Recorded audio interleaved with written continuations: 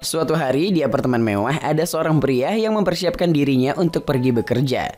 Yap, setibanya di kantor, pria yang bernama Nam Hyun Soo yang merupakan penyiar radio dan seorang entertainer yang lumayan terkenal. Nggak terkenal-kenal banget lah ya. Saat on air itu sedang dalam acara Curhat Dong, Hyun Soo menerima telepon dari seorang wanita yang menceritakan bahwa dia ingin mencari ayahnya yang entah di mana. Diketahui juga wanita itu sudah mempunyai seorang anak. Mendengar curhatan wanita itu, Hyun Soo kemudian dengan semangat menyuruh wanita itu untuk mencari ayahnya dengan membawa sang anak. 예, 계속해서 사연 보내주시길 바랍니다. 오늘 전화 주셔서 너무너무 감사합니다. Setelah on air selesai, Hyun Soo segera syuting iklan makanan di suatu tempat. Ketika selesai, Hyun Soo sempat bercerita tentang skandal artis bernama Parjo, di mana yang membuat cerita skandal itu seorang wartawan bernama Uco.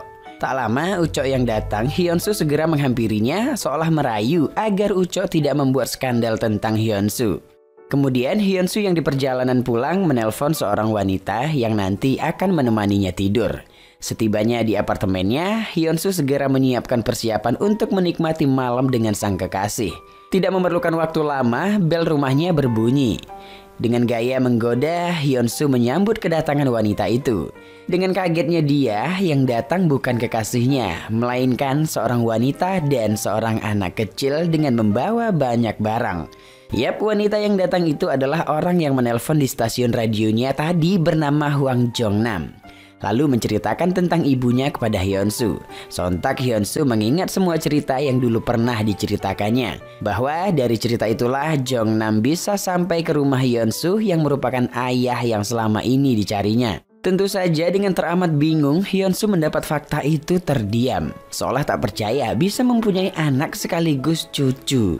Cucunya yang lucu bernama Ki-dong segera memberi salam kepada Hyun Soo. Tak berapa lama, bel rumahnya berbunyi lagi. Ya, sepertinya itu adalah kekasihnya. Hyun Soo pun panik setengah mati, lalu membereskan semua barang milik Jong-nam, kemudian menyuruh mereka untuk masuk ke kamar dan jangan keluar-keluar.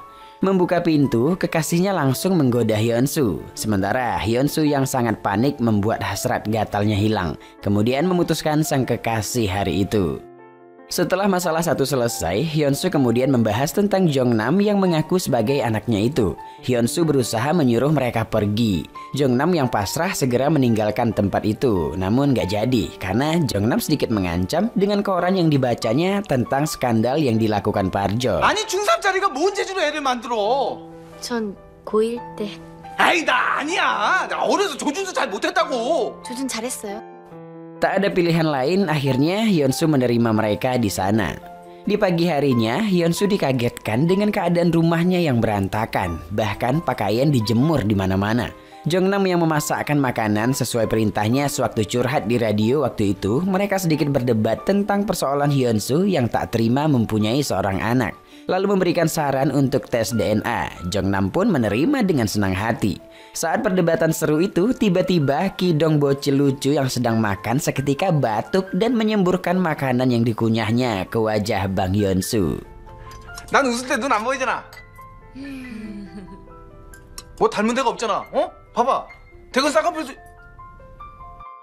Hari itu mereka langsung mendatangi seseorang yang bisa untuk memeriksa DNA, bernama Pak Sarimin. Pak Sarimin yang merupakan teman dekat Hyun Soo sedikit mengejeknya lalu mengatakan hasilnya akan keluar 10 hari lagi. Hari selanjutnya seorang Hyun Soo disibukkan dengan membersihkan seluruh isi rumahnya seorang diri.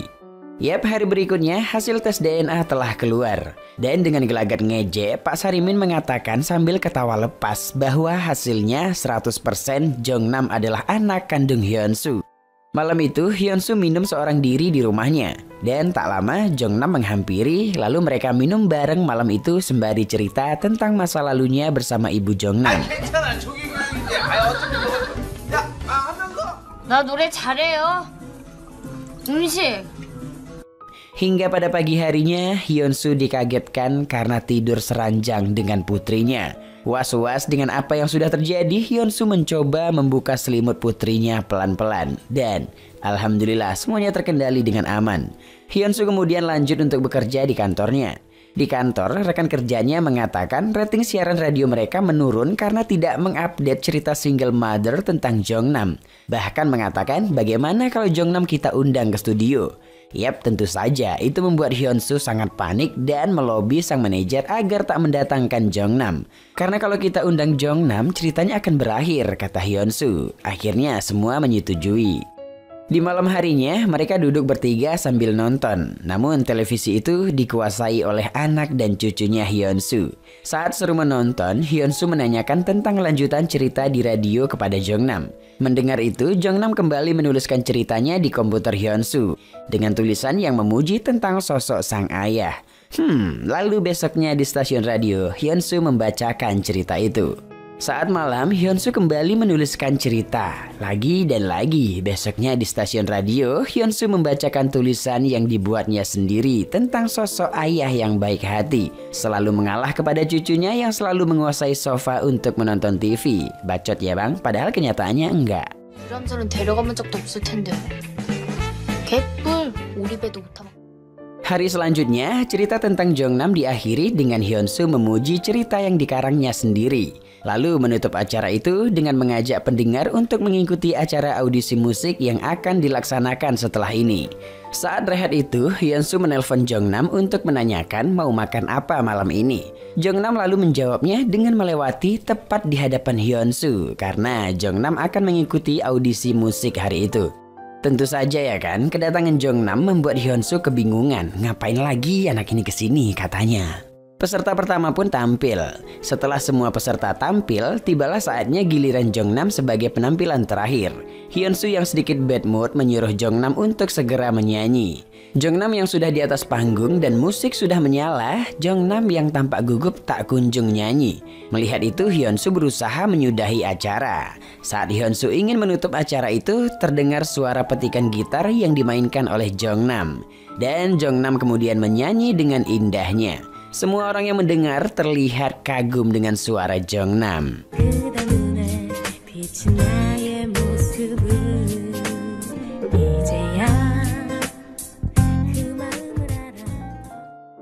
Ketika acara selesai, Jongnam dan Hyunsoo sudah di rumah. Di sana, Hyunsoo memohon kepada Jongnam agar tidak ikut audisi itu lagi.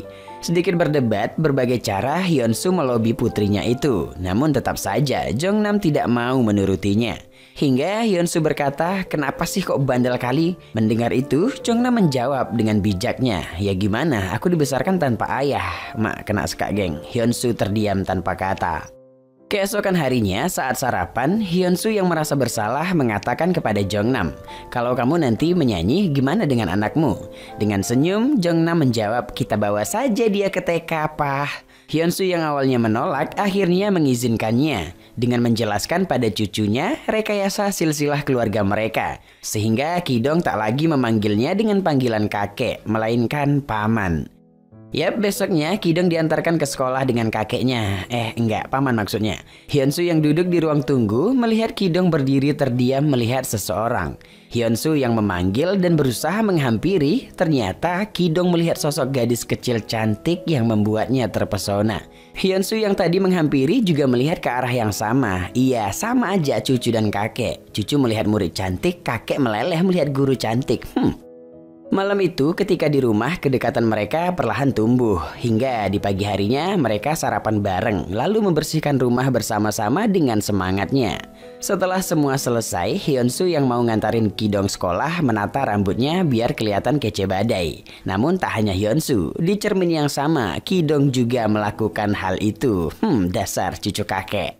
Setibanya di sekolah, Hyunsoo bertemu dengan ibu guru cantik. Di sana, guru yang ditaksirnya mengatakan kalau Ki-dong menyukai seorang gadis. Tapi karena gaya Ki-dong yang terlihat kampungan, gadis kecil itu tidak mau bermain dengan Ki-dong. Hal yang sama juga didengar oleh Hyunsoo di studio radio, di mana rekan-rekan kerjanya mengatakan kalau Jongnam selain kampungan, dia juga sudah mempunyai anak. Mendengar rekan kerjanya yang melecehkan Jongnam, sontak membuat Hyunsoo marah besar, lalu meninggalkan kantor. Tak pikir panjang, Hyunsoo membawa Ki-dong dan Jongnam ke mall untuk shopping demi mewujudkan tampilan cucu dan anaknya itu terlihat keren. 뭐가 비싼 거예요? 아이 우선 마음에 안 들어? 그런 건 아닌데. Di tempat lain, seorang fotografer melihat video Jongnam nyanyi di sosial medianya. Saat itu, sang fotografer yang bernama Reno tampak mengenal Jongnam. Beralih ke studio radio yang kembali menggelar audisi lanjutan. Tak lama, Jongnam sebagai peserta terakhir datang dengan tampilan yang berbeda, sangat cantik. Ya, aku pun naksir dibuatnya. Oke, Jongnam saatnya menyanyi. Hari itu penampilan Jongnam membuat Hyunsu tersenyum. Terlebih banyak penonton dan pendengar yang melihat penampilan Jongnam hari itu. Ketika Jongnam berada di luar gedung, tiba-tiba ada yang memanggil. Ya, dia adalah Reno. Selanjutnya mereka pergi untuk makan bareng. Saat itu diketahui bahwa Reno dulunya adalah mantan pacar Jongnam. Jongnam juga berkata alasannya mengikuti audisi nyanyi itu yang ternyata dia berharap agar Reno akan melihatnya suatu saat nanti. 내가 그거 7만 번은 본 것 같은데. 사실 보면서 조금 울었다. Di rumah, Ki-dong dan Hyunsu tampak sedang main kartu dan hal itu membuat Hyunsu kesal karena tidak pernah menang melawan Ki-dong.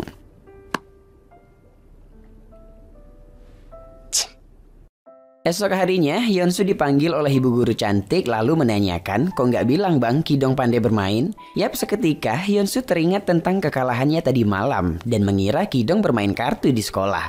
Ibu guru cantik kemudian menyuruh Ki-dong untuk memainkannya. Tentu dong ya, Hyunsu sangat heran. Ternyata Ki-dong hebat dan mahir sekali memainkan alat musik piano. Ketika Ki-dong memainkannya, Hyunsu terdiam kagum. Begitupun para guru dan murid lainnya. Mereka menghampiri dan melihat Ki-dong memainkan piano itu. Setelah selesai memainkannya dengan indah, semua yang melihat tepuk tangan untuk Ki-dong. Ki-dong cucu kakek yang gatal melihat ke arah gadis kecil cantik sembari tersenyum sok cool.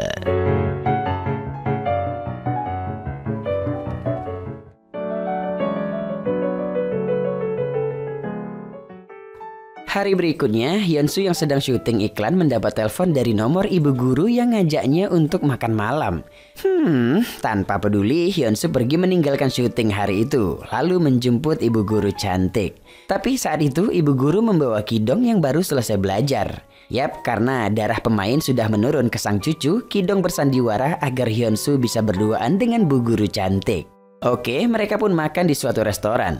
Saat itu Hyunsu sudah mengetahui semua yang disuka oleh ibu guru dari Ki-dong. Dari mulai makanan hingga bercerita tentang semua hal yang disuka oleh bu guru, seolah ingin mengambil hati bu guru itu. Namun mengetahui ibu guru suka musik, Hyunsu segera naik ke atas panggung dan bernyanyi dengan indahnya. Tampak raut wajah bu guru kagum.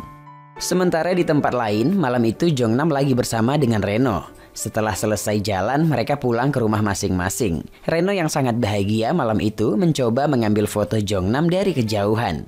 Namun tak sengaja, Reno melihat Jongnam bertemu dengan Hyunsu lalu masuk ke rumah yang sama. Hal itu membuat Reno berpikiran buruk tentang Jongnam.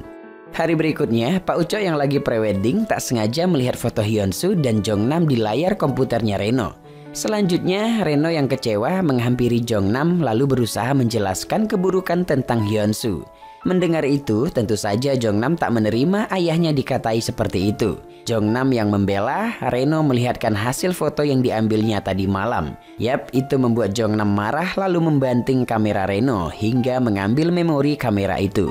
Di hari berikutnya, ternyata berita tentang skandal Hyunsu sudah beredar.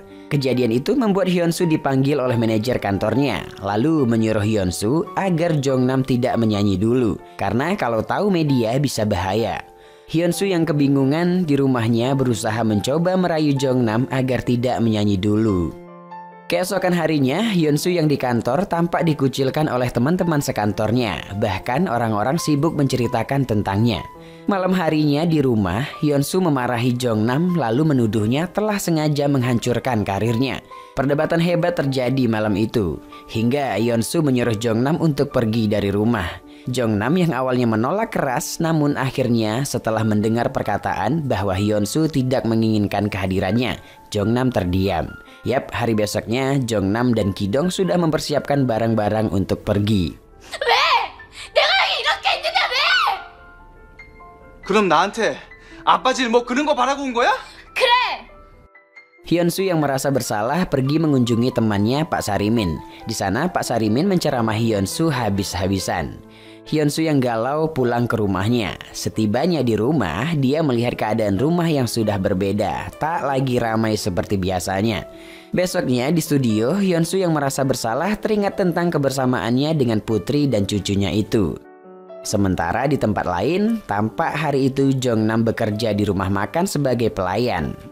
Selesai bekerja, Jongnam mendengar cerita dari radio. Ya, di saat itu Hyunsu kembali membacakan cerita seolah itu adalah Jongnam. Dan di akhir Hyunsu memberikan saran agar Jongnam segera menelpon ayahnya. Kemudian berkata, jika tidak bisa memaafkan ayahmu, setidaknya kejarlah impianmu, kata Hyunsu. Mendengar itu, Jongnam terdiam. 숨어서 연락을 안 하신다고 문제가 다 해결되는 건 아닙니다.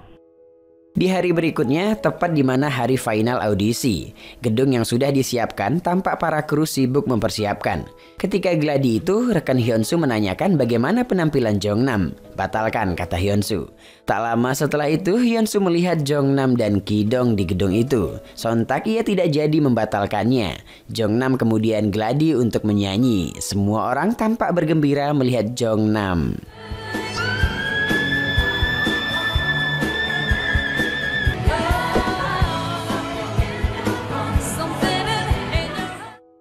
Ketika selesai, Jongnam menunggu di luar bersama anaknya. Setelahnya, Jongnam pergi ke ruang ganti untuk mempersiapkan diri, dan Ki-dong menunggu sendirian. Ki-dong yang sendiri tiba-tiba dihampiri oleh seseorang. Ketika selesai berdandan, Jongnam tak melihat anaknya di sana. Dengan panik dan rasa yang campur aduk, Jongnam mencari hingga sampai di luar gedung. Jongnam tak kunjung menemukannya. Jongnam yang menangis terus mencari. Sementara di dalam gedung, tamu yang sudah ramai acara segera dibuka oleh Hyunsu. Jongnam yang frustasi kembali ke gedung lalu menghampiri Hyunsu di atas panggung untuk memberitahu bahwa Ki-dong hilang. Lalu para kru di sana segera membawa paksa Jongnam keluar. Saat Hyunsu memulai acara itu, tak sengaja dia melihat mainan Ki-dong tepat di kakinya. Mengambil mainan itu, seketika Hyunsu terdiam seolah terfikir tentang cucu dan anaknya. Lalu memberitahu kepada seluruh yang hadir bahwa dia sedang mencari seorang anak bernama Ki-dong. Setelahnya, dengan marah, Hyunsu menyuruh para kru untuk tidak memaksa anaknya keluar. Kemudian menghampiri Jongnam lalu membawanya ke suatu tempat. Yap, mereka saat ini berada di kantor polisi untuk melaporkan Ki-dong yang hilang. Tak lama Bu Guru datang, begitu juga dengan Reno. Di sana Reno yang seuzon memarahi Hyunsu. Melihat itu sontak Jongnam mengatakan, Ki-dong anakmu Ren, anakmu. Mendengar itu Hyunsu menghajar Reno. 죽었다며? 그냥 지금 죽여버려요. Setelahnya, polisi mengabarkan tentang Ki-dong yang berada di gedung menunggu kedatangan Jongnam. Dengan segera, Jongnam dan Hyunsu menghampiri. Hyunsu tampak antusias memeluk cucunya itu sembari memarahinya dengan unyu. Hari berikutnya, diadakan konferensi pers atas skandal yang dihadapi Hyunsu. Ada wartawan Pak Ucok juga di sana. Saat Hyunsu ingin menyampaikan kejujurannya, di saat itu pula si Ucok dihajar oleh seorang artis. Ya, Parjo yang kesal menghajar habis-habisan si Ucok. Para awak media pun beralih ke tragedi itu. Oke, ketika kerumitan itu selesai, Hyunsu saat ini makan malam bersama calon nenek Ki-dong, Bu Guru cantik. Hari itu tampak mereka sepertinya saling jatuh cinta. Di hari berikutnya, image Hyunsu yang sudah membaik, mereka menghadiri serta tampil dalam acara Merry Christmas di acara sekolah Ki-dong. Jongnam yang merupakan ibunya sebagai penyanyi, Ki-dong main piano dan kakeknya main gitar. Yap, mereka tampil dengan begitu kerennya. Dengan begitu, cerita pun selesai.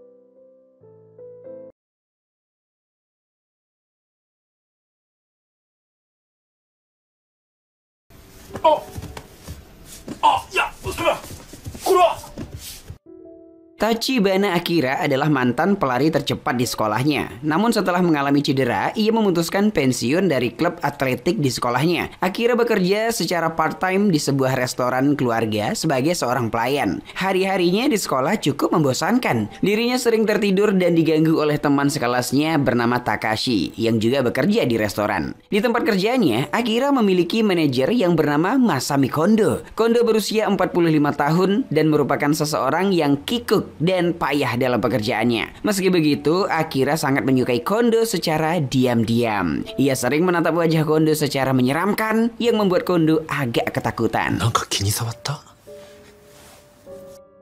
Nah, setelah pekerjaannya selesai, Akira segera pulang ke rumah. Ia masuk ke kamarnya dan menatap luka yang ada di kakinya. Esoknya di sekolah, Akira membuat coretan yang bertuliskan namanya dan Kondo di buku pelajaran untuk mengusir kebosanan. Setelah pulang sekolah ya kan, ia mengobrol dan menyapa sahabatnya yang bernama Haruka yang juga tergabung di klub atletik. Setelah itu guys, Akira pergi ke tempat kerjanya. Oke, sambil bekerja, ia mengobrol dengan teman kerjanya yang bernama Nishida. Ia mengobrol tentang orang yang disukainya di tempat kerja. Nishida mulai mendeskripsikan pegawai laki-laki yang ada di restoran itu satu persatu. Ia juga mengatakan bahwa Kondo adalah orang yang bau.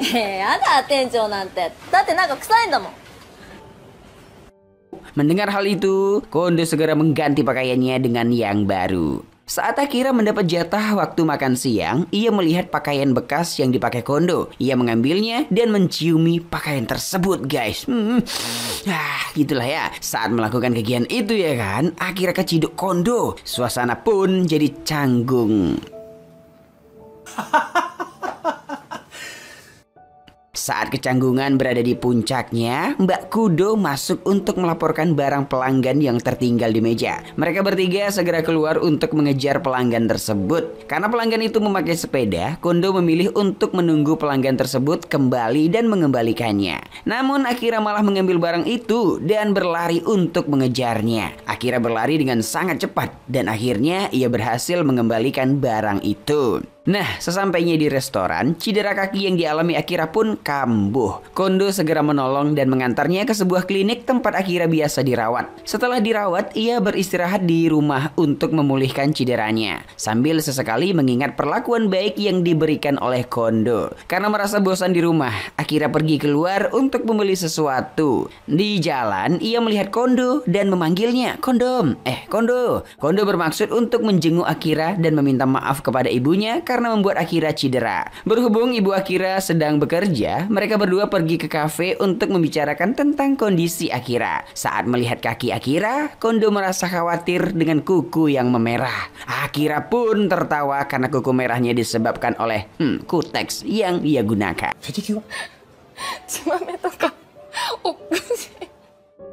Akhirnya Kondo mengambil kopi hitam dan menyajikannya kepada Akira sambil melakukan trik sulap untuk menghiburnya. Akira pun jadi teringat tentang pertemuan pertamanya dengan Kondo yang dulu juga menghiburnya dengan trik sulap. Setelah mengobrol cukup lama, Akira secara tidak sadar mengatakan bahwa dirinya menyukai Kondo. Namun, Kondo menanggapinya dengan bercanda. Di sekolah guys, Akira mendatangi klub atletik untuk menemui Haruka. Adik kelas Akira pun mendatanginya karena Akira merupakan mantan pelari kunci di tim mereka. Akhirnya, Akira melihat sesi latihan klub atletik di pinggir lapangan. Karena merasa bosan ya kan, Akira mulai beranjak untuk pergi. Teman-temannya mengajak Akira untuk makan bersama setelah latihan. Namun Akira menolaknya. Di perjalanan menuju restoran, Akira mengingat masa keemasannya saat ia berhasil mencetak rekor sebagai pelari tercepat di turnamen antar SMA. Ia juga mengingat saat dirinya mengalami cedera dan harus berhenti menjadi atlet lari. Dalam masa pemulihan cederanya itu, Akira bertemu dengan Kondo di restoran tempat ia bekerja sekarang. Saat itulah ia tertarik dengan Kondo dan ingin mulai mengenal dirinya dengan mendaftar bekerja part-time di tempat tersebut. Nah, kita lanjut ya. Sesampainya di restoran, Akira berjumpa dengan Kondo dan mengatakan bahwa ia mencintainya.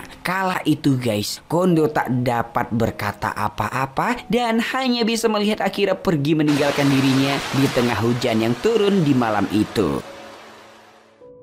Di rumahnya, Kondo merenungi tentang dirinya. Ia melihat televisi dan menemukan berita tentang seorang manajer yang melecehkan siswi SMA yang sedang bekerja. Kondo pun segera mematikan TV-nya itu guys. Setelah kejadian itu, ia selalu canggung saat bertemu dengan Akira. Akira pun meminta jawaban tentang perasaannya dari Kondo. Kondo kemudian mengantar Akira pulang dengan mobilnya. Dan di mobil itu, Kondo mengatakan bahwa ia tidak bisa memberikan jawaban tentang perasaan Akira. Menurutnya, sangat aneh ketika pria berumur 45 tahun berpacaran dengan anak SMA berusia 17 tahun. Namun guys, Akira tetap ngotot mencintainya. Akhirnya ya kan, Kondo memberikan kesempatan kepada Akira untuk mencoba kencan dengan dirinya. Dengan semangat, Akira pun mau dan selalu terbayang dengan kencan yang mereka berdua rencanakan.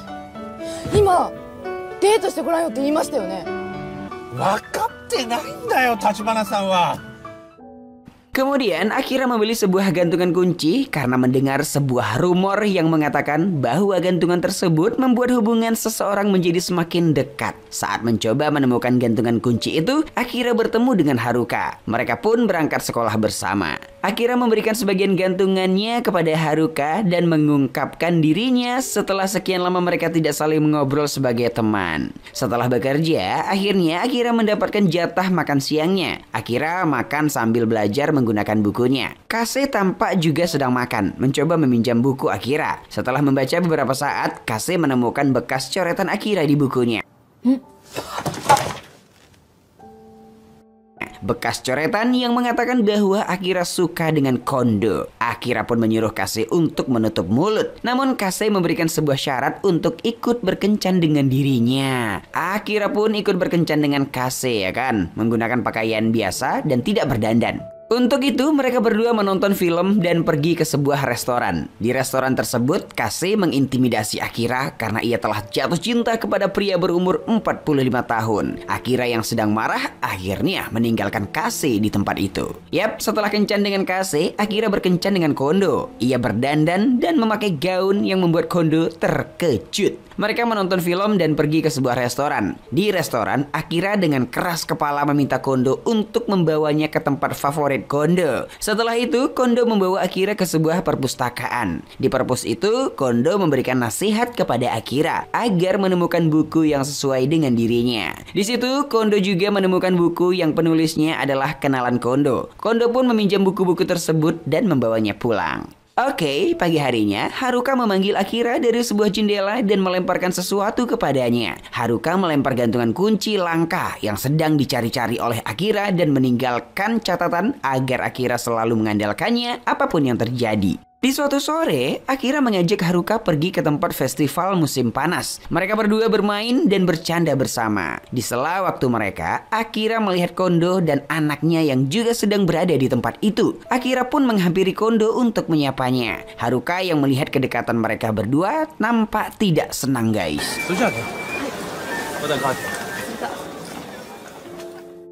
Setelah Akira kembali, Haruka bertanya kepada Akira, "Apa kau suka dengan orang itu?" Mereka berdua berdebat panjang, guys, hingga Haruka meninggalkan Akira sendirian di tempat itu.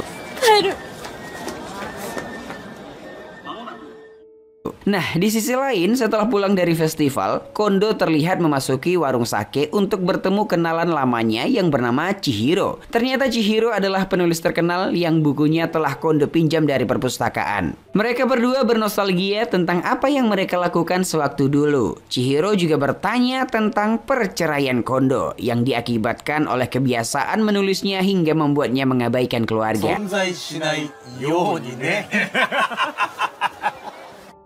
Setelah berbincang panjang lebar, ya kan, mereka akhirnya pulang dengan bahagia. Di hari selanjutnya, Kondo memanggil Akira karena ia bekerja dengan lesu. Akira pun mengatakan bahwa ia sedang bertengkar dengan sahabatnya. Mendengar hal itu, Kondo bercerita tentang sahabatnya, yaitu Chihiro. Ia menasihati Akira untuk tidak menyerah agar tidak terjadi kesalahpahaman yang besar. Keesokan harinya, saat Akira sedang bekerja, ia bertemu dengan seorang fansnya yang bernama Kurata. Ia bertanya kepada Akira perihal ketidakikutsertaannya di kompetisi akhir-akhir ini. Namun Akira malah menghindar dan meninggalkan Kurata sendirian. Di kesempatan lain, Kurata menghampiri Akira dan mengatakan bahwa ia sudah pernah mengalami cedera. Namun ia bangkit kembali karena menonton Akira yang keren saat mencetak rekor sebagai pelari tercepat. Sejak saat itu, guys, Kurata berambisi untuk mengalahkan Akira. Mendengar hal itu, Akira malah memperbanyak waktu shift kerjanya dan menyuruh ibunya untuk membuang barang-barang yang berkaitan dengan olahraga atletik yang masih tersimpan di rumahnya. Di sisi lain, Kondo sedang ke toko peralatan olahraga bersama anaknya. Di situ ia bertemu dengan Haruka. Mereka berdua mengobrol tentang olahraga lari. Karena penasaran, Haruka menanyai Kondo tentang status pernikahannya. Kondo menjawab bahwa ia sudah pernah bercerai 1 kali. Kemudian Kondo bertanya, apakah cedera tendon Achilles bisa disembuhkan? Dalam percakapan singkat mereka, Haruka menyimpulkan bahwa sejatinya Kondo bukanlah orang yang jahat. Setelah kompetisi atletik, Haruka pergi ke restoran untuk bertemu dengan Akira. Haruka memberitahu Akira tentang betapa cepatnya Kurata di kompetisi tadi. Haruka pun menjawab pertanyaan Akira tentang waktu yang dicatat oleh Kurata. Waktu yang dicatat oleh Kurata adalah 11,44 detik. Hal itu sama seperti rekor yang dipegang oleh Akira selama ini. Setelah memberitahu hal tersebut, Haruka meninggalkan Akira dengan mengatakan bahwa klub atletik selalu menunggunya kembali.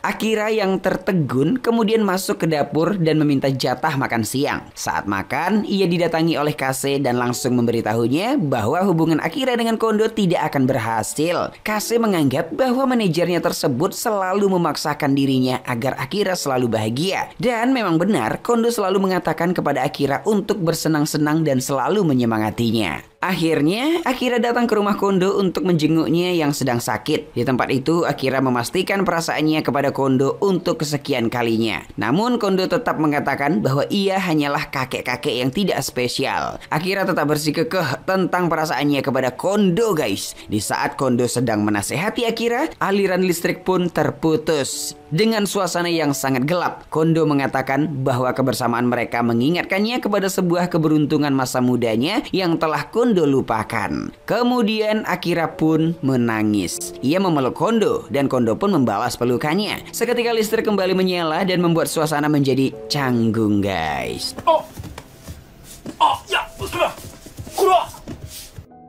Kondo yang sedang panik mengatakan bahwa pelukan tadi hanyalah pelukan seorang teman. Kondo juga mengatakan bahwa dirinya tidak bisa memberikan jawaban tentang perasaan Akira. Nah, kemudian Kondo memanggil taksi untuk mengantarkan Akira pulang. Sebelum Akira pulang, Kondo meminta Akira untuk mengajarkan anaknya berlari dengan cepat. Oke, besoknya Kondo bangun dan menemukan bahwa Chihiro sudah berada di rumahnya. Kemudian Kondo curhat tentang karyanya yang tidak kunjung selesai. Ia mengatakan bahwa ia sangat iri kepada Chihiro yang menjadi penulis novel. Chihiro membalas perkataan Kondo dan mengatakan bahwa sebenarnya ia salut kepada Kondo. Karena walaupun Kondo berkali-kali menderita dan menyerah, ia masih sanggup melanjutkan karyanya dan terus menulis. Chihiro juga menambahkan bahwa Kondo sangat tergila-gila kepada karya sastra, sama seperti dirinya. Itulah yang membuat mereka berdua bertahan sampai saat ini. Lanjut ya guys, Akira pergi ke pantai bersama Kondo dan anaknya untuk mengajarkannya berlari dengan cepat. Di sana, Kondo mengatakan bahwa ia tidak bisa memberi banyak shift yang diminta Akira. Ia ingin Akira lebih menikmati kegiatan lain dan bersenang-senang dengan hobinya. Setelah berpikir panjang, Akira mulai berlari lagi. Begitu pula dengan Kondo yang fokus menulis novelnya. Kabar pun menyebar dengan cepat dan terdengar sampai ke telinga Kurata bahwa ia terdaftar di kompetisi atletik. Di akhir film guys, saat Akira sedang jogging bersama klubnya, ia bertemu Kondo dan saling menanyakan kabar. Di sana Kondo bercerita tentang gembira bahwa kantor pusat berencana untuk menaikkan pangkatnya. Akira ikut berbahagia dan mengatakan bahwa sebagai teman, ia ingin Kondo dan dirinya saling berkirim pesan. Mereka berdua pun tertawa. Yap, dengan begitu film pun selesai. 店長とメールしたいです。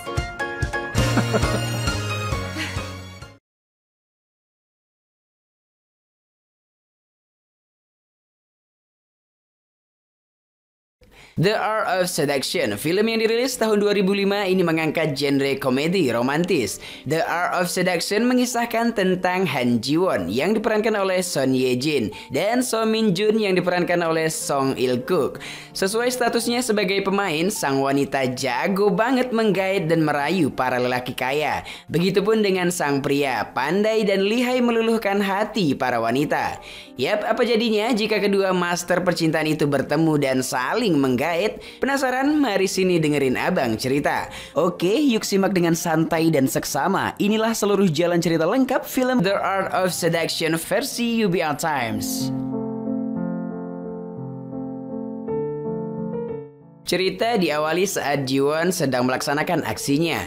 Dia menelpon seseorang di pinggir jalan. Begitupun Min Jun. Di sebuah ruangan gebetan dia melakukan trik yang dia punya, mencari tahu tentang info gebetannya. Di tempat lain mobil gebetan Jiwon berhenti. Yap, Jiwon pun mulai beraksi dengan menabrakkan mobilnya ke mobil sang gebetan. Sang gebetan yang kaget keluar dengan sedikit kesal. Namun setelah melihat Jiwon dan rayuannya, akhirnya sang gebetan luluh dengan mengatakan mobilnya baik-baik saja. Oh tidak, mobil kau hancur bang.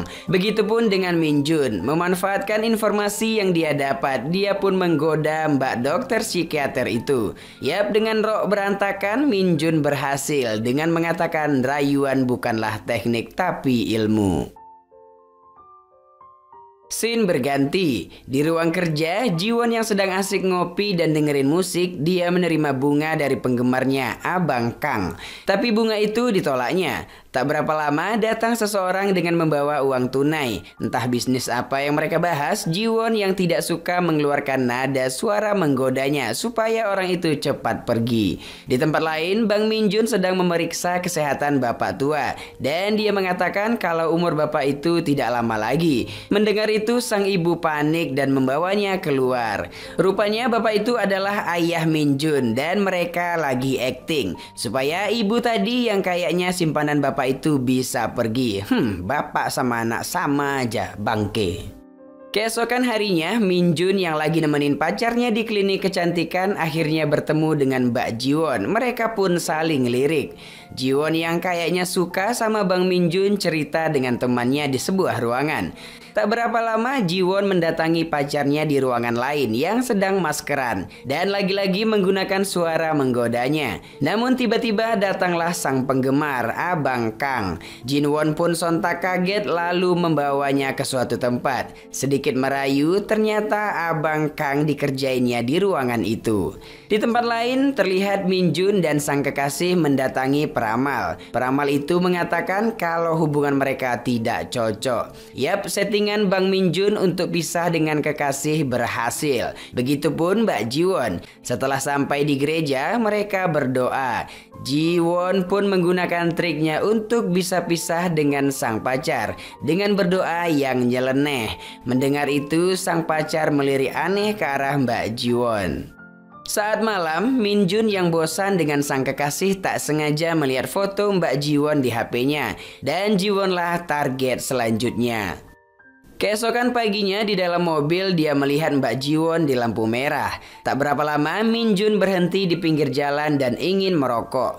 Saat mematikan pematinya dia terkaget. Yap, mobilnya ditabrak oleh Mbak Jiwon. Dengan kesal Min Jun keluar dari mobilnya dan Jiwon melanjutkan triknya. Para master penggoda pun bertemu. Trik yang dilakukan Mbak Jiwon pun gagal. Min Jun yang sok cool punya rencana lain. Dia meminta KTP Mbak Jiwon dan mengajaknya bertemu di rumah sakit saat jam makan siang. Lalu dia pergi dengan senyuman licik.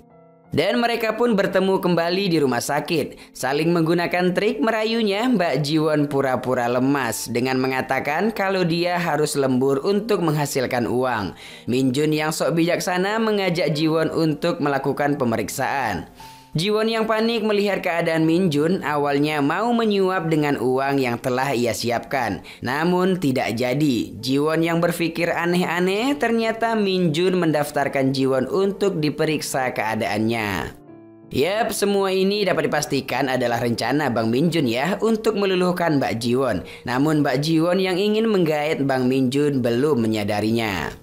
Mereka pun melanjutkan di restoran. Saat makan ada yang menelpon Bang Min Jun. Yap, itu adalah bapaknya. Namun Min Jun mengeluarkan jurusnya, sok cool dan sok yes, lalu mengatakan kepada Jiwon kalau yang menelpon barusan adalah anak yang dan sudah seperti saudara. Ngeri juga permainan abang satu ini ya. Jiwon mulai berkata dalam hati dan sedikit halu kalau Min Jun berbohong. Tak lama Jiwon pun mendapat telepon dari seseorang. Yap, orang itu adalah teman dekatnya. Jiwon juga sama menjawab telepon dengan sok cantik di hadapan Bang Min Jun. Sama-sama pemain, Bang Min Jun juga berpikiran yang sama kalau Jiwon berusaha menipunya. Setelah makan, Min Jun ngantarin Mbak Jiwon pulang. Keluar dari mobil, Jiwon beranggapan setelah hitungan ketiga pasti Min Jun memanggil. Yap, emang iya dipanggil Bang Min Jun, tapi dia memanggil karena rok Mbak Min Jun agak aneh, beda arah gitu. Dengan panik, Jiwon pun membela diri. Setelah Min Jun pergi, dia akhirnya menyadari dan berkata dalam hati, jadi kau ingin bermain dengan aku ya Min Jun? Oke, lo jual gua beli. Esok harinya, Jiwon yang hendak berkunjung ke rumah Min Jun dihampiri lagi oleh penggemarnya. Dengan kesal, saat di dalam lift, Jiwon memberikan hadiah. Jiwon mengacungkan jari tengah ke arah Abang Kang. Jiwon pun sampai di dalam rumah Min Jun. Min Jun yang sok cool menyambut sembari membereskan rumahnya. Melihat rumah Min Jun, Jiwon sedikit kagum karena banyak buku di rumahnya. Min Jun pun berkata layaknya pro player kalau dia menjadi gugup ketika tidak membaca buku. Di sana, Jiwon yang terpesona melihat-lihat buku koleksi Min Jun. Saat melihat salah satu buku, dia terkaget karena cover buku dan isinya berbeda. Dengan penasaran, dia kembali memastikan. Yap, ternyata buku-buku Min Jun palsu, gengs. Setelah makan malam, mereka melanjutkan minum bersama dengan pemandangan yang asoy geboy. Momen yang romantis itu, Min Jun kembali menggoda Mbak Jiwon dengan berkata, tapi tampaknya malam ini sihir itu tidak akan terjadi karena aku sudah punya peri yang cantik di sebelahku. Dengan senyuman maksa, Mbak Jiwon juga membahas komik yang dia lihat di barisan buku-buku tadi dan membahas gombalan Bang Min Jun. Mendengar itu, Min Jun sedikit kesal. Min Jun tadi sepertinya berusaha untuk meluluhkan hati Mbak Jiwon ya gengs, tapi itu tidak mudah. Mbak Jiwon yang juga pemain ternyata punya banyak cara untuk bisa melawan rayuan Bang Min Jun. Scene berganti. Di rumah, Min Jun mendapat telepon dari Jiwon. Yap, lagi-lagi dengan akal-akalannya supaya terlihat keren, dia mengangkat telepon Mbak Jiwon dengan berlaga abis olahraga.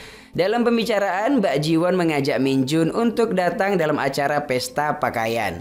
Esoknya, Min Jun langsung berolahraga untuk mempersiapkan momen itu. Saat acara tiba, Min Jun bertemu dengan Jiwon. Di sana, Jiwon meminta bantuan kepada Min Jun dengan suara menggodanya. Dia mengatakan kalau acara nanti ada sesi pelelangan. Jiwon mau Min Jun menjadi salah satu orang yang akan dilelang dan nanti Jiwonlah yang akan membelinya. Mendengar itu, Bang Min Jun menerimanya.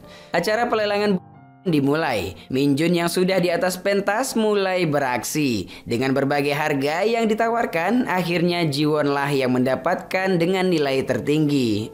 Enggak, tiba-tiba ada seseorang yang membelinya dengan harga yang lebih tinggi. Dengan kaget dan panik, mau nggak mau Bang Min Jun pasrah. Di perjalanan dengan sang majikan yang membelinya, Bang Min Jun dirayu. Untungnya ibu itu adalah ibunya dari teman Min Jun. Mengetahui itu, ibu itu panik dan menurunkan Bang Min Jun. Di pinggir jalan, Min Jun yang kesal menelpon Jiwon. Di tempat lain, kayaknya di diskotik, Jiwon kaget ketakutan menerima telepon dari Min Jun. Di tempat itu ternyata ada acara. Sang host mengatakan, adakah orang di sini yang ingin diambil fotonya? Lalu dia mengatakan kalau hadiahnya adalah penerbangan ke Eropa. Mendengar itu, Jiwon tukang penggoda akhirnya beraksi dengan menari seksiannya. Dan tariannya diakhiri dengan siraman air. Min Jun yang juga hadir melihat itu semua. Dan Jiwon mendapatkan hadiah itu. Tak lama Jiwon yang basah kuyup dihampiri oleh Min Jun. Melihat itu sontak Jiwon yang ketakutan pura-pura sakit. Yap, Min Jun yang tahu itu cuma pura-pura langsung membuat rencana mendadak. Sok peduli, Min Jun membawa Jiwon ke rumah sakit. Dengan sok panik, Min Jun sedikit mengerjai Mbak Jiwon. Jiwon yang menyadari kalau itu semua akal-akalan Min Jun, dia juga membuat rencana. Sambil mengambil sesuatu di atas meja, Jiwon berkata dalam hati, aku akan menghabisimu Min Jun, awas kau ya. Dan akhirnya Min Jun overdosis. Dengan santai sambil ngemut permen, Jiwon melihatnya. Scene berpindah. Di dalam rumah, Jiwon sedang asik cerita tentang Minjun bersama teman dekatnya. Tak lama, Jiwon mendapat telepon. Yap, Bang Minjun mengajak Jiwon untuk jalan-jalan di akhir pekan besok. Namun ditolak Mbak Jiwon dan mengatakan kalau dia ada seminar di Pulau Jeju. Mendengar itu, Minjun bersedia menyusul Jiwon ke Jeju. Setelah menelpon, Bang Minjun berkata pada dirinya kalau Mbak Jiwon mempunyai reputasi untuk dipertahankan. Sementara Mbak Jiwon mengatakan kepada temannya kalau sampai Minjun datang ke Jeju, maka Jiwonlah yang menang. Tak berapa lama, Minjun kembali menelpon dengan memberi kabar kalau dia tidak bisa pergi besok karena ada kerjaan. Esok harinya, Jiwon yang sedang asik nonton sambil makan mendapat telepon dari Minjun. Minjun mengatakan kalau dia sudah di Pulau Jeju dan siap untuk menjemput Mbak Jiwon setelah seminar. Kalau dilihat-lihat Bang Minjun sepertinya mau membuktikan kalau dia beneran suka pada Mbak Jiwon. Dia berangkat ke Pulau Jeju tanpa sepengetahuan Mbak Jiwon. Dan kayaknya dia berniat untuk memberikan Mbak Jiwon kejutan. Kayak gitulah gengs ya. Jiwon yang kaget mendengar kalau Minjun sudah di Pulau Jeju langsung bergegas meluncur ke pulau tersebut. Setelah sampai dengan buru-buru, Mbak Jiwon kembali mendapat telepon dari Minjun dengan mengatakan kalau seminarnya sebentar lagi akan selesai. Apa sih yang kau rencanakan, Mbak? Aku pun bingung. Dan akhirnya mereka bertemu di sebuah restoran. Karena tidak bisa pulang, malam itu mereka memutuskan untuk mencari penginapan. Saat tiba, ternyata penginapan mereka penuh dan kartu kredit mereka juga diblokir oleh sang penggemar Mbak Jiwon. Yap, malam itu mereka istirahat di sebuah penginapan murah, bocor pula. Minjun yang sedang asik menikmati mie instan, Jiwon berkata dalam hati, masa cuma mie dalam hotel murah, cuma ini yang kau punya Jun? Tak lama Jiwon mengeluarkan suaranya dan membahas makanan ikan yang meleleh di dalam mulut. Jiwon pun sedih karena tidak bisa menikmatinya. Melihat itu, Bang Minjun keluar penginapan hujan-hujanan dan menggadaikan jam tangannya. Yap, terkabulkan. Mbak Jiwon akhirnya bisa makan yang dia mau. Tak puas di situ saja, Jiwon merungut lagi dan pengen minum anggur. Yap, kembali berjuang untuk mengabulkan permintaan Mbak Jiwon. Jiwon dan Minjun pun minum anggur bersama malam itu. Selesai minum, mereka lari hujan-hujanan karena nggak bisa bayar. Berdua hujan-hujanan sepertinya mereka menikmati. Setibanya depan penginapan murah, Mbak Jiwon kembali merungut. Melihat tampang Mbak Jiwon yang manyun, lagi-lagi Bang Minjun melakukan perjuangannya.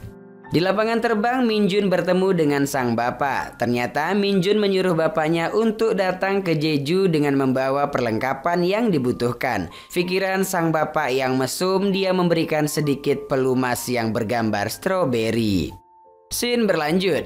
Jiwon akhirnya bisa tidur enak di hotel. Minjun yang berjuang berkata lembut dan bijak, lalu memberikan perlengkapan kepada Mbak Jiwon sembari merayu kalau dia bersusah payah mencari itu semua di toko-toko. Minjun pun izin mandi. Jiwon yang belum percaya dengan tingkah Minjun mengambil salah satu perlengkapannya. Sempak merah unyu pula. Mbak Jiwon yang sudah ganti baju langsung terjun ke kasur. Hingga dia tertidur menunggu Minjun selesai mandi. Ketika bangun dari tidurnya, dia masih belum melihat Minjun lalu mengeceknya di kamar mandi.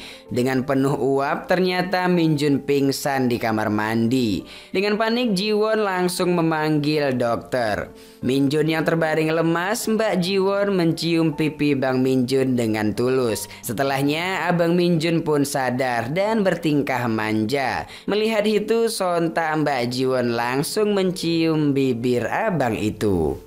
Pagi pun tiba. Seranjang kayaknya habis enak-enak, Bang Minjun sudah membaik dari sakitnya.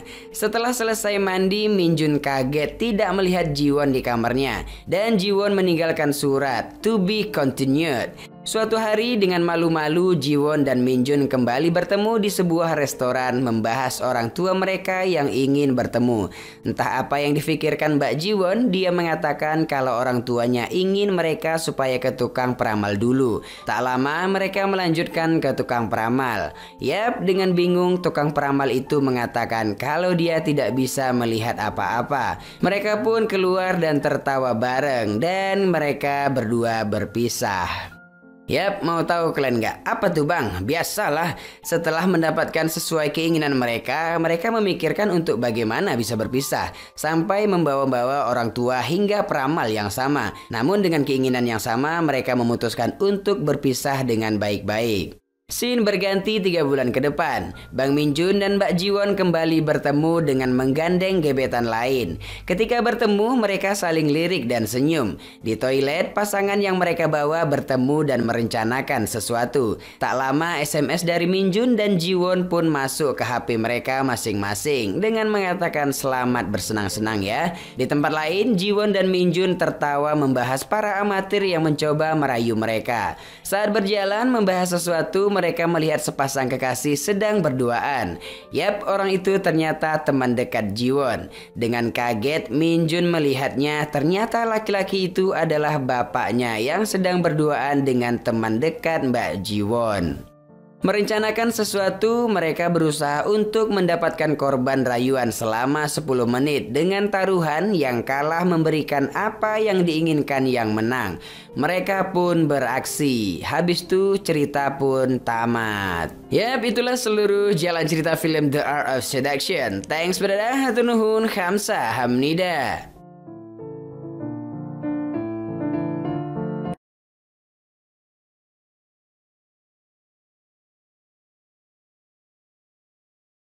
네가 없어져야 나가 마음 편하게 살 것 같아.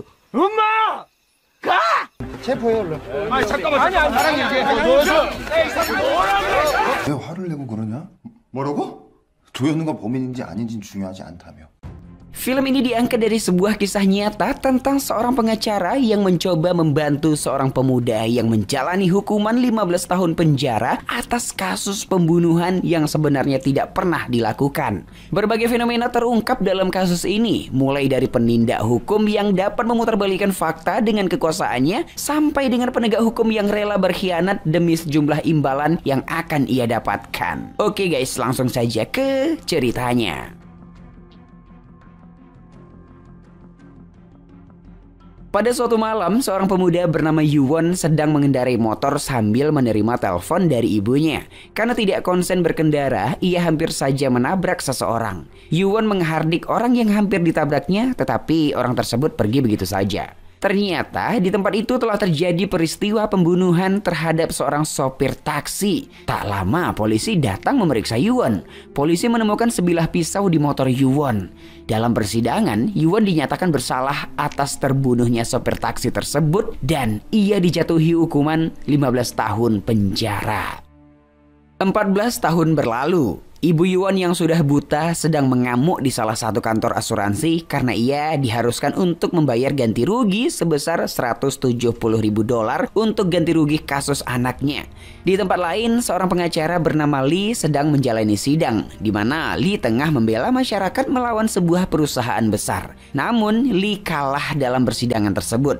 Walaupun sudah menghabiskan dana pribadinya, tetapi ia masih disalahkan karena kalah dalam persidangan. Karena hal itu, Lee pun menjadi pengangguran dan keluarganya pun berantakan guys. Karena menganggur, Lee menghubungi teman-temannya untuk meminta pekerjaan. Dan Lee berhasil menemui salah satu temannya yang bernama Momo. Momo ini bekerja pada sebuah firma hukum yang bernama Demis.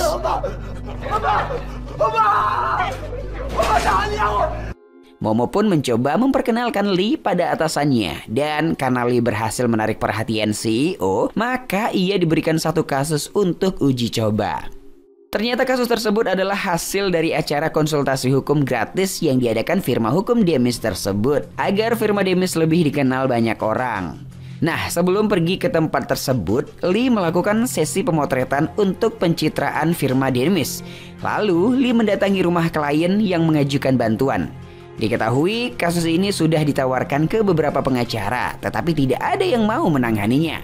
Setibanya di rumah klien, Lee malah diusir oleh klien yang ternyata adalah Yuwon, tokoh yang kita jumpai sebelumnya guys. Yuwon menyangka Lee datang untuk menagih uang ganti rugi. Beruntung ibu Yuwon datang karena ibunya lah yang mendaftarkan kasus Yuwon tanpa sepengetahuan anaknya.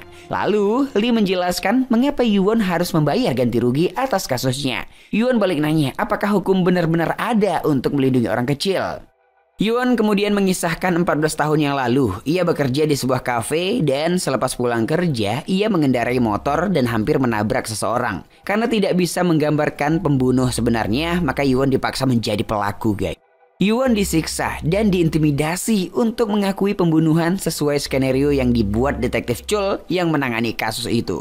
Nah, keesokan harinya, pengacara Lee ini mengumpulkan jajaran direksi firma dan menjelaskan bahwa ia akan mengajukan sidang ulang untuk kasus Yuwon. Dia percaya dapat membuktikan Yuwon tidak bersalah, sekaligus mengembalikan nama baiknya dan denda yang dibebankan kepada Yuwon akan dihilangkan. Memang tidak ada keuntungan bagi firma Demis, hanya saja firma Demis akan mendapatkan citra baik di mata publik. Berikutnya, pengacara Lee mulai menangani kasus Yuwon, mulai dari mendatangi kantor pengadilan untuk mengajukan sidang ulang dan mempelajari arsip kasus Yuwon. Dan dari arsip itu, pengacara Lee menemukan perusahaan supir taksi yang menjadi korban. Yuwon mencari tahu kapan taksi korban berhenti karena kejadian itu terjadi pada waktu taksi sedang berhenti. Di waktu yang sama, detektif Chul sedang menginterogasi seorang bocah yang diperlakukan sama seperti Yuwon. Si bocah ini dipaksa untuk mengakui kesalahan yang tidak ia lakukan. Saat akan menyiksa si bocah, tiba-tiba salah satu anak buahnya mengabarkan bahwa kasus Yuwon akan disidang ulang. 지금 좀 오해하는 것 같은데? Kemudian pengacara Lee menerangkan kepada Yuwon tentang kejanggalan-kejanggalan di arsipnya. Yuwon malah mempertanyakan keberhasilan pengacara Lee dalam menangani kasus.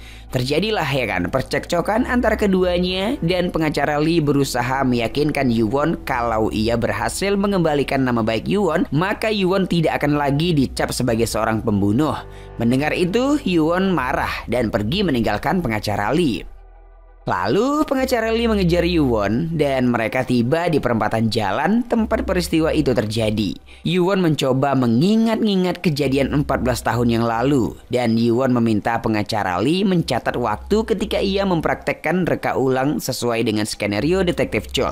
Didapat waktu reka ulang adalah 4 menit 50 detik yang tentunya tidak sesuai dengan hasil analisa arsip polisi. Waktu kejadian juga tepat ketika Yuwon menelpon ibunya. Sangat mustahil dalam waktu beberapa detik Yuwon dapat melakukan pembunuhan. Pengacara Lee mulai meyakini bahwa ada yang tidak beres dengan kasus Yuwon karena diyakini semuanya hasil rekayasa. Selepas itu mereka mendatangi losmen tempat Yuwon disiksa untuk mengakui pembunuhan yang tidak ia lakukan. Di sana pengacara Lee mendapati berkas pengakuan yang sudah disobek dan hal itu membuat Yuwon teringat kejadian 14 tahun yang lalu ketika detektif Chul memaksa membuat pengakuan dan tentu saja pengacara Lee semakin yakin bahwa Yuwon benar-benar bukan pembunuhnya. Di keesokan harinya, pengacara Lee menceritakan kepada Momo tentang keganjilan-keganjilan yang ia dapati. Momo mengingatkan bahwa itu semua tidak cukup untuk memenangkan sidang ulang karena itu semua tidak membuktikan bahwa Yuwon bukan pembunuhnya. Sementara Yuwon mulai berharap untuk benar-benar bisa mengembalikan nama baiknya dengan jalan sidang ulang yang dibantu oleh pengacara Lee. Yuwon memutuskan kembali bekerja untuk membayar pengacara Lee. Nah, selanjutnya pengacara Lee mendatangi Yuwon di rumah. Yuwon memberikan seluruh uang hasil kerja dan tabungannya kepada pengacara Lee dan semenjak itu mereka mulai bekerja sama untuk mengungkap siapa pembunuh yang sebenarnya. Paling tidak bisa membuktikan bahwa Yuwon tidak bersalah. Tak lama mereka sudah mendapat analisa, mereka hanya membutuhkan satu barang bukti saja atau satu orang saksi saja. 안 된다고? 왜? 검찰과 경찰의 수사가 부실했다는 증거로. Yuwon kembali mengingat di mana sebelum kejadian Yuwon menolong rekan kerjanya yang bernama Sujung. Waktu itu Sujung akan diperkaos guys, tahu kalian kan maksudnya, oleh majikan dan Yuwon datang membantu Sujung. Yuwon memukul majikannya itu hingga tersungkur dan ketika Sujung akan menusuk majikannya, Yuwon pun mencegahnya dan memasukkan pisau itu ke dalam bagasi motornya. Itulah alasan mengapa polisi menemukan pisau di motor Yuwon, tetapi Sujung telah pergi entah kemana. Keesokan harinya, jaksa wilayah yang menangani kasus Yuwon mendatangi firma hukum Demis. Rupanya, ia ingin melobi pengacara Lee untuk tidak melanjutkan sidang ulang dengan menjanjikan pekerjaan. Tetapi pengacara Lee tidak bergeming guys. Sebelum pergi, jaksa memberikan amplop yang ternyata isinya surat pengakuan yang dibuat oleh Yuwon di penjara. Dan pengacara Lee sangat marah karena tidak mengetahui perihal surat pengakuan tersebut. Pengacara Lee menghubungi Yuwon menanyakan surat pengakuan itu. Yuwon teringat ia dibujuk oleh pengacara abal-abal untuk membuat surat pengakuan permintaan maaf dan penyesalan untuk mengurangi masa hukumannya. Setelah mendapat alamat Sujung dari temannya, Yuwon mendatangi Sujung dan meminta Sujung untuk menjadi saksi dalam sidang ulangnya. Tetapi Sujung menolaknya. Ketika Yuwon akan pulang, Sujung memberikan informasi bahwa 3 tahun setelah kejadian itu ada seseorang yang melaporkan kasus pembunuh kepada polisi. Lalu Yuwon pun segera mendatangi mantan kapolsek yang dulu menerima laporan kasus pembunuhan sebenarnya. Bapak itu bercerita setelah kejadian tersebut terjadi, ada seseorang yang melaporkan pembunuh yang sebenarnya. Mendengar itu, Yuwon pun mengabarkan pengacara Lee. Tidak lama kemudian Yuwon berhasil menemukan pembunuhnya yang sempat kabur dan hampir lolos dari pengejarannya. Setelah Yuwon menangkap si pelaku, pelaku pun menceritakan semuanya guys. Setelah menghabisi supir taksi, pelaku menyuruh temannya untuk membuang barang bukti berupa sebuah pisau. Dan temannya itu malah melaporkan pelaku kepada polisi. Ketika polisi sedang mengembangkan penyelidikan dengan mencari barang bukti di TKP, atasannya memintanya menghentikan pencarian barang bukti karena kasusnya sudah dihentikan dengan alasan tidak ada barang bukti. Ternyata si pelaku dan temannya yang melaporkan sudah disiksa dan dipaksa mengaku oleh detektif Chul bahwa mereka pecandu narkoboy dan tidak mengetahui kejadian tersebut. Hal ini dilakukan oleh detektif Chul karena jaksa wilayah telah mengetahui bahwa kasus itu mulai tercium oleh media massa. Padahal jaksa sudah menetapkan pelakunya yaitu Yuwon. Oleh karena itu jaksa meminta detektif Chul untuk menyelesaikan semuanya guys. Wow, kejam ya.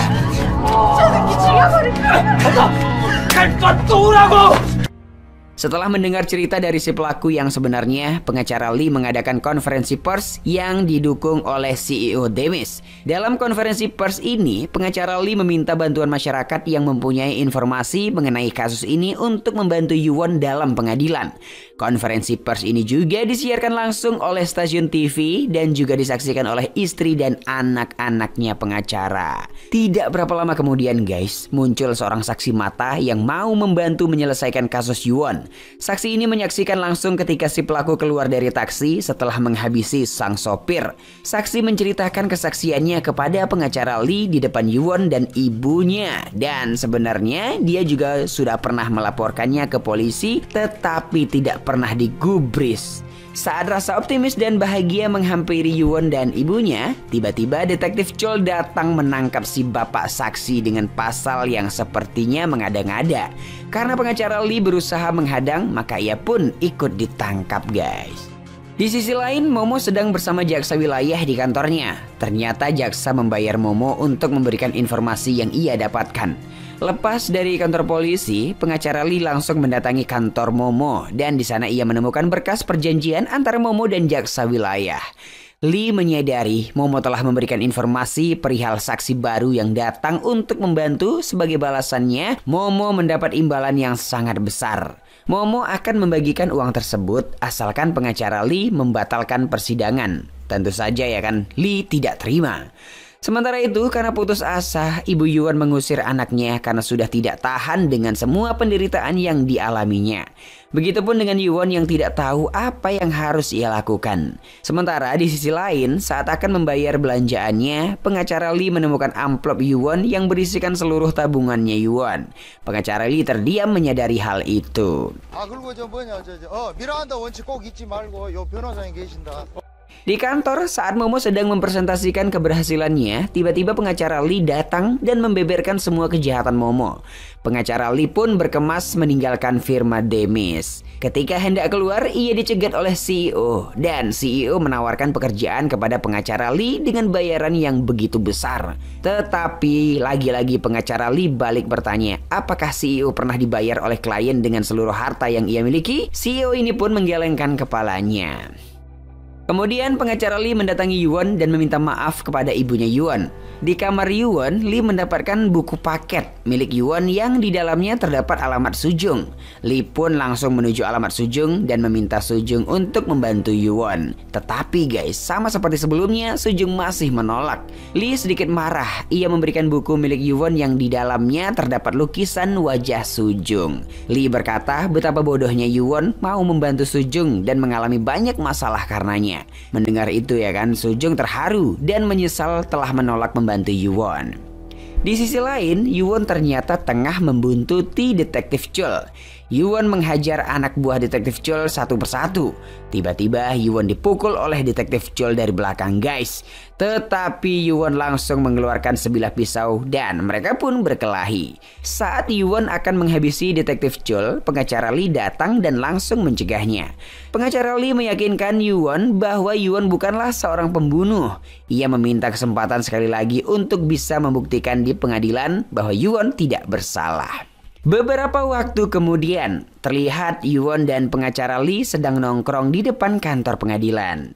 Lee menunjukkan bahwa surat pengajuan sidang ulang sudah mendapat persetujuan.